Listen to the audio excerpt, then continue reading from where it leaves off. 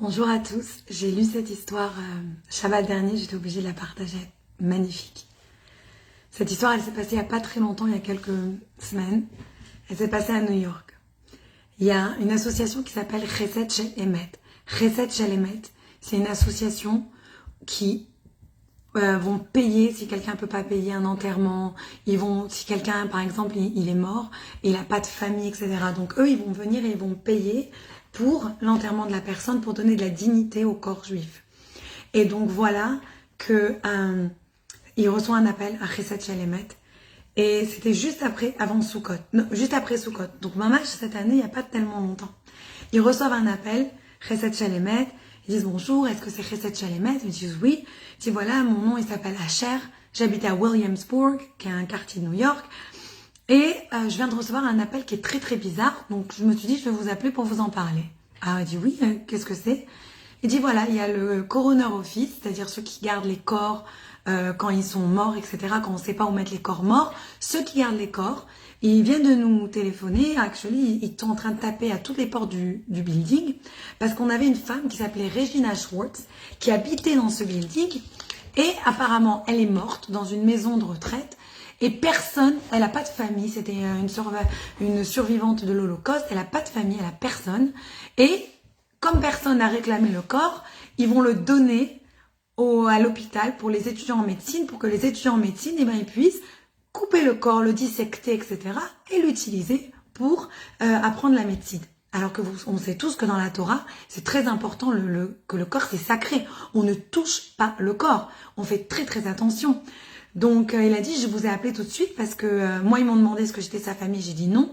Et ils ont dit que si personne ne vient réclamer le corps, alors le corps il va être dans quelques jours donné à la médecine. Par la loi, ils sont obligés donc de chercher d'abord si elle a de la famille et ils voulaient surtout savoir si on savait si elle avait des problèmes de santé, etc. Comme ça peut aider les étudiants en médecine. Donc je vous ai appelé juste parce que je trouvais ça très bizarre. Il a dit ah bon tout de suite, Chesed Shel Emet, il a dit ah non, ça c'est un cas, on voudrait vraiment aider. Donne-nous l'adresse, donne-nous le téléphone de ceux qui sont venus poser ces questions. Il a tout de suite appelé le coroner office et il lui a dit écoutez, il paraît que vous avez un corps d'une certaine Regina Schwartz. Il dit oui, on va bientôt le donner, ils vont bientôt venir le chercher, les étudiants en médecine. On a juste été dans son building pour demander s'il y avait des gens qui connaissaient cette femme, pour savoir s'il y avait des problèmes de santé, pour qu'on le dise aux étudiants en médecine. Alors tout de suite, il a répondu, le rabbin qui faisait Chesed Shel Emet, il a dit surtout non, nous on va réclamer le corps. En tant que peuple juif et en tant que communauté, elle faisait partie de notre communauté, on va réclamer le corps. Donc normalement, vous n'avez pas le droit de le donner, sinon on réclame le corps. Alors il lui a dit, le coroner, mais ça me suffit pas ça. J'ai besoin de beaucoup plus d'informations et j'ai besoin de savoir pourquoi tu veux réclamer le corps et j'ai besoin de savoir si elle avait un mari ou quelqu'un. Si elle a personne, tu peux pas faire ça. Il a dit attendez. Si je trouve son mari et je trouve sa famille, vous allez me laisser le corps? Il a dit oui. Là on arrêtera les démarches et on pourra vous redonner le corps pour pas que la médecine elle le prenne et elle l'utilise. Donc il a commencé tout de suite à se mettre au téléphone. Il est parti dans cet immeuble, il a commencé à taper à chaque porte. Il a envoyé quelqu'un, il a dit tape à toutes les portes, demande aux gens s'il te plaît s'ils connaissaient cette femme. Et vas-y qu'ils ont tapé, c'était un grand building à New York. Ils ont tapé à toutes les portes et ils tapent aux portes et personne ne répond qui connaît cette femme, personne ne se rappelle d'elle. Je sais pas qui c'est. Ah, elle, non. Ah, machin. Ah, non. Personne n'arrivait à savoir qui c'était cette femme et à bien se rappeler d'elle. C'était terrible. Imaginez comment elle vivait, la pauvre récluse.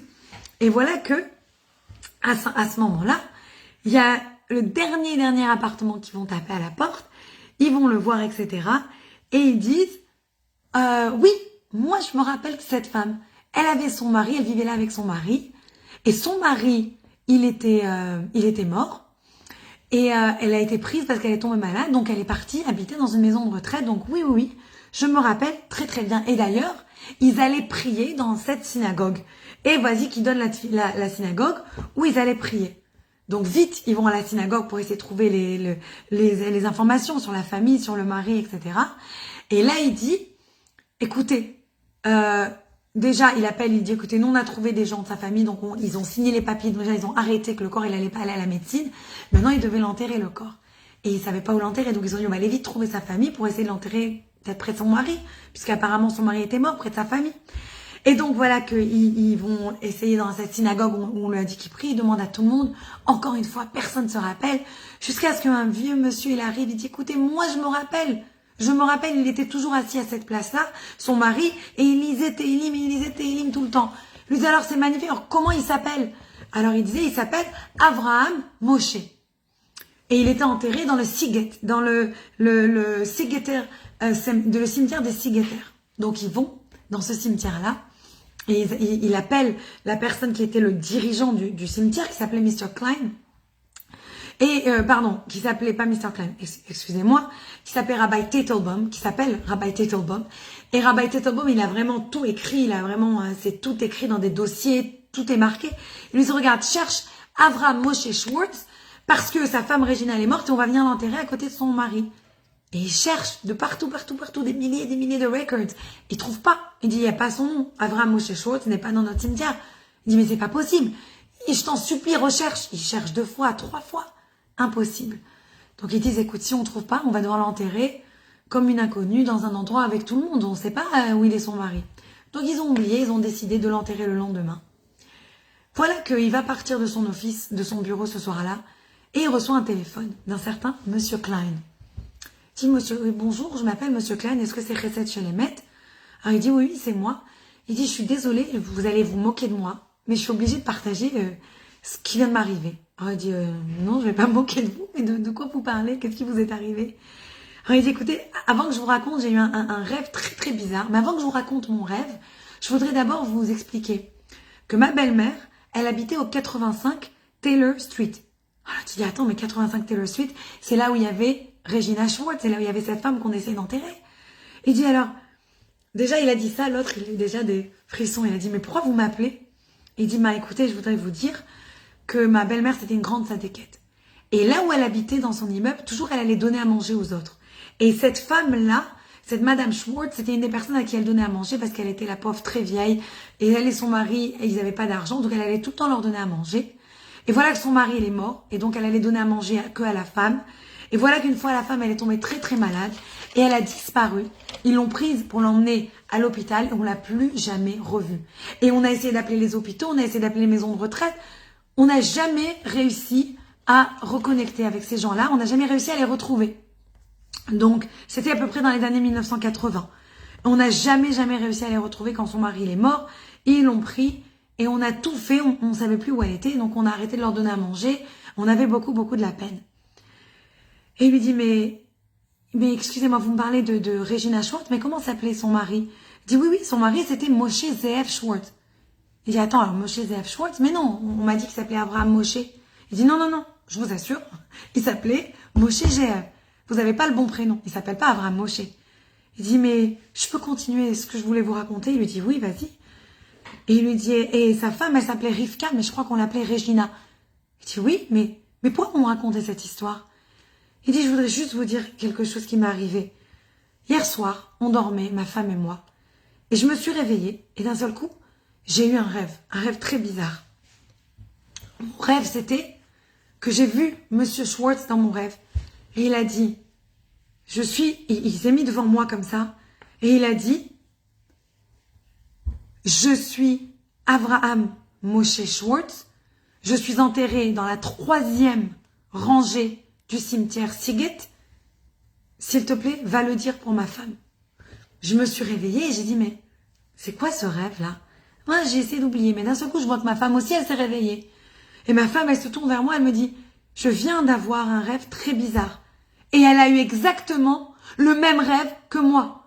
Ce monsieur, il est venu pour dire son nom et où il était enterré. Tous avaient des frissons. Il a tout de suite appelé Rabbi Teitelbaum du cimetière. Il lui a dit, vérifie maintenant ce nom. Vérifie s'il s'appelle Avraham Moshe Schwartz. S'il est à la 3e rangée.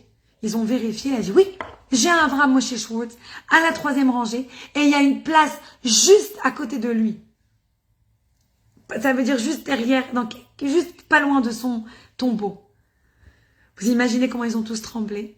Ils ont enterré la femme, pas loin de son mari.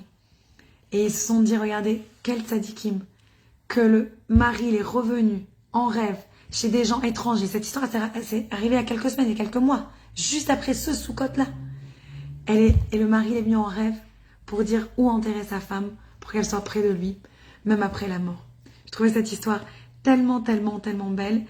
Et une chose pour moi qui m'a vraiment touchée dans cette histoire, c'est comment il y a des gens qui font ce recette chez les maîtres, qui font cette gentillesse, ce recette, d'aller enterrer des gens, d'aller se battre pour un corps juif, alors que c'était même pas eux, ça les concernait pas.